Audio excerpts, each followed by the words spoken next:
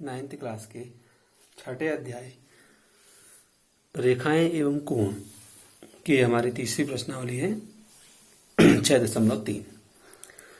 इससे previous video में हमने दो प्रमेयों को हल किया था, जिसमें एक हमारी अंतःकोण प्रमेय थी और दूसरी हमारी बहिष्कोण प्रमेय थी। अंतःकोण प्रमेय में किसी त्रिभुज के सभी अंतःकोणों का योगफल 180 डिग्री होता है और दूसरी थी हमारी बहिष्कोण प्रमेय। बहिष्कोण प्रमेय में अगर हम किसी त्रिभुज की एक भुजा को आगे बढ़ाएं तो प्राप्त बहिष्कोण का मान शेष दोनों अंतःअभिमुख कोणों के योगफल के बराबर होता है। इन दोनों को हमने प्रूफ कर लिया था। अब सीधे इसकी प्रश्नावली पर आते हैं। आकृति दे रखी है इसने हमसे कह रहा है आकृति में त्रिभुज पी क्यू आर की भुजाओं पी क्यू और आर क्यू क्रमशः बिंदुओं एस और टी तक आगे बढ़ाई गई है। यानी कि भुजा पी क्यू को हमने एस तक बढ़ाया और भुजा आर क्यू को टी तक बढ़ाया।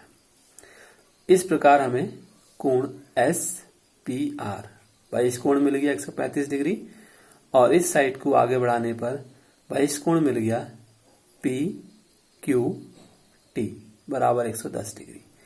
हमसे कह रहा है कोण पी आर क्यू का मान निकालना है। तो सिंपल है, इसमें हमने दो बार रैखिक युग्म लगाया है। एक बार बिंदु क्यू पर लगाया, अगर रैखिक युग्म लगाएंगे तो P Q T plus P Q are बराबर 180 डिग्री होगा, क्योंकि ये दोनों ये एंगल प्लस ये एंगल मिलकर के रेखा बना लेगा। तो इस तरीके से हमें पी क्यू आर का मान 180 माइनस 110 यानी कि ये 70 प्राप्त हो गया।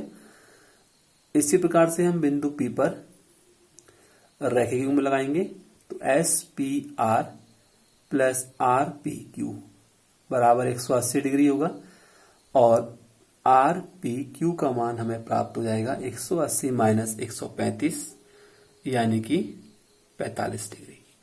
अब हमें ये मिल गया 70 डिग्री और ये मिल गया 45 डिग्री।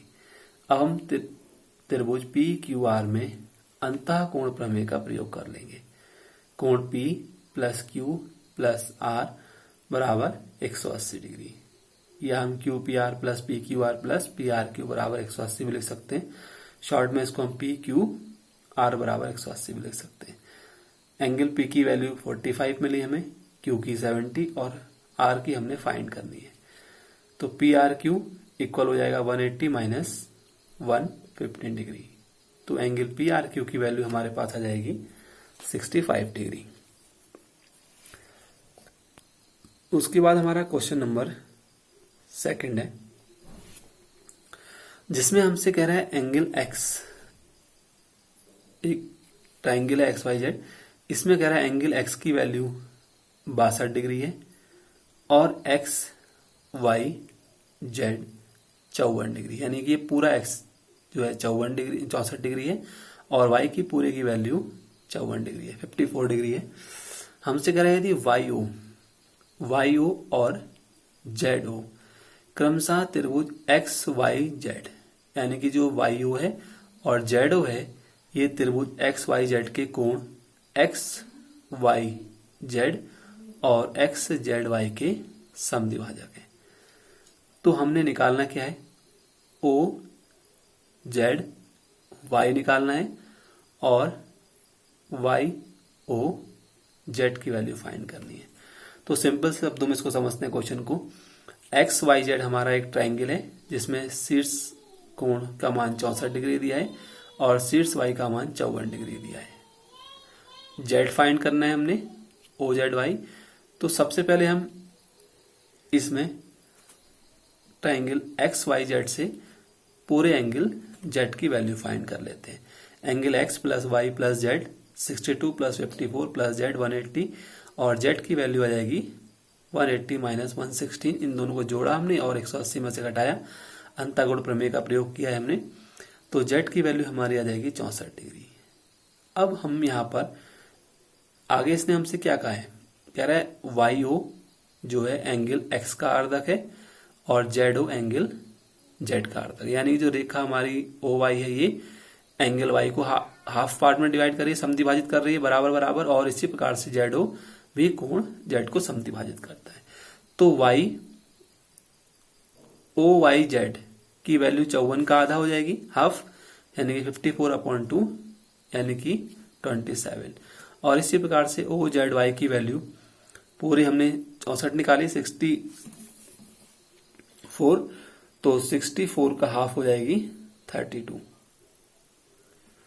क्योंकि यहां से हमारी वैल्यू ये जेड की 64 आई थी। अब ओ जेड वाई ट्राइंगल हम ओ जेड वाई में ले लेंगे। ओ जेड वाई में angle O plus Z plus Y बराबर 180 हो गया। ओ का मतलब एंगल ओ का मतलब हो गया वाई ओ जेड या जेड ओ वाई, बात एक ही है।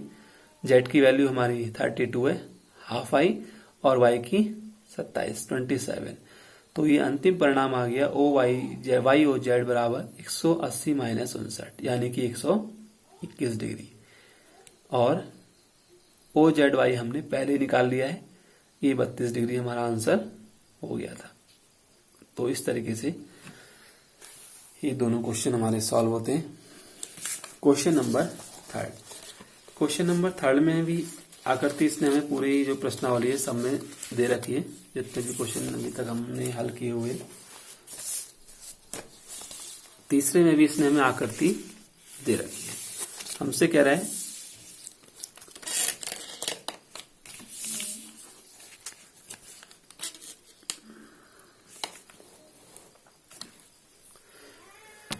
आकृति में ए बी पैरेलल है डी के, यानी कि ये ए बी और डी एक दूसरे के समांतर हैं।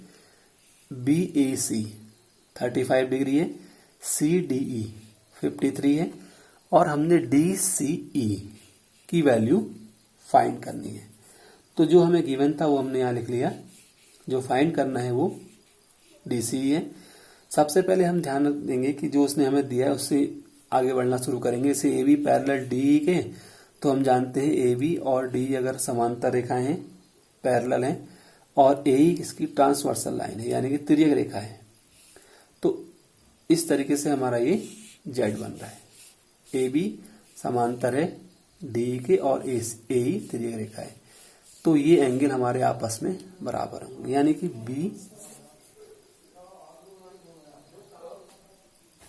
बी ए सी की वैल्यू 35 डिग्री दे रखी है, तो ए ई डी की वैल्यू भी 35 ही होगी, और जितनी वैल्यू ए ई डी की है उतनी वैल्यू सी ई डी की भी होगी। तो सी ई डी बराबर आ गया हमारा बी ए सी के या फिर बी ए ई के, एक ही बात है, 45 डिग्री एकांतर अंतःकोण। अब सीधे सीधे हमने ट्रायंगल सी डी ई में अंतःकोण प्रमेय लगा दी। Angle C plus D plus E बराबर 180, और डी सी ई की वैल्यू फाइंड करनी है। डी की वैल्यू हमें इसने 53 दे रखी है, ई की वैल्यू हमने 35 फाइंड कर ली है। तो डी सी ई बराबर हो जाएगा हमारा 180 माइनस 88, तो डी सी ई की वैल्यू आ जाएगी 92 डिग्री। एक क्वेश्चन इसमें और सॉल्व करते हैं, लास्ट क्वेश्चन नंबर 4।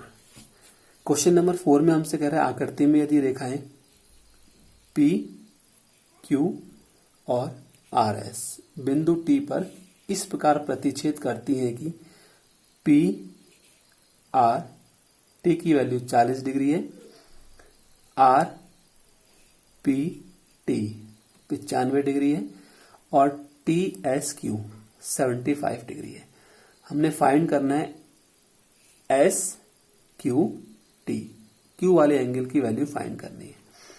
तो सबसे पहले हमने ट्रायंगल पी टी आर में अंतःकोण प्रमेय लगा दी, तो ये angle P plus R plus T की वैल्यू 180 होगी। पी प्लस आर दोनों में पता है, यानी कि 95 प्लस 40 ये आएगा हमारा 135। तो एंगल पी टी आर की वैल्यू आएगी 180 माइनस 135, तो पी टी आर बराबर हमारा आ जाएगा 45 डिग्री। अब हमें पता है कि ये क्रॉस कर रहे हैं, तो जितनी वैल्यू पी टी आर की है उतनी वैल्यू एस टी क्यू या क्यू टी एस की होगी। शीर्षाभिमुख कोण है, वर्टिकली अपोजिट एंगल है, तो एस टी क्यू भी हमारा 45 डिग्री होगा। इसी प्रकार से हमने ट्राइंगल एस क्यू टी ले लिया, अंतःकोण प्रमेय लगाई इसमें, angle S plus Q plus T बराबर 180 हो गया। एस की वैल्यू हमारी 75 है, एस क्यू टी हमने फाइंड करना है और टी की वैल्यू हमारी 45 डिग्री है, तो एस क्यू टी बराबर आएगा 180 माइनस 120 और एस क्यू टी आ गया 60 डिग्री। इस तरीके से हमें एस क्यू टी की वैल्यू ये फाइंड हो जाएगी। आगे हम इसके नेक्स्ट वीडियो में क्वेश्चन नंबर 5 और 6 को सॉल्व करेंगे और इसी के साथ ही हमारा ये प्रश्नावली के साथ साथ अध्याय भी समाप्त हो जाएगा।